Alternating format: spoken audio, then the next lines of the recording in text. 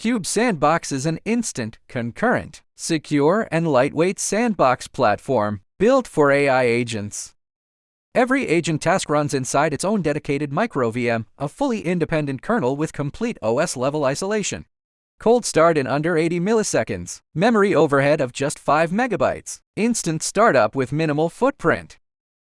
3 independent security layers: compute, storage, and network. Ensure every threat is intercepted before it can escape the sandbox. Already using E2B? Just swap one environment variable. Your existing code runs on CubeSandbox with 0 changes required. CubeSandbox is open source. Welcome to Star Us on GitHub. Next, let me guide you step by step on how to install and experience CubeSandbox. Firstly, you need to prepare a bare metal server that meets the requirements. Then run this command to complete the installation. Just wait for a moment, and the standalone deployment will be automatically completed. Next, follow the commands in the CubeSandbox example to create a sandbox template. Use the job ID to wait for the template creation to be completed. The backend will download the image and create a sandbox snapshot. Firstly, you need to set the template ID in the environment variable file.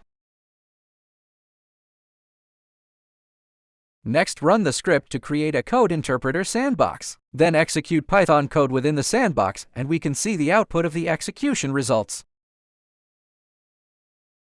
Sandbox pause and resume is one of the important features of Cube. You can save the state of a running sandbox to disk and destroy the VM. Then, after waiting for a period of time, you can resume the running state of the sandbox. The program inside can continue to run.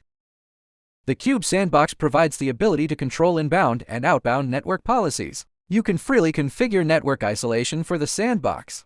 The above is a brief introduction to CubeSandbox. Use CubeSandbox to empower your agents now.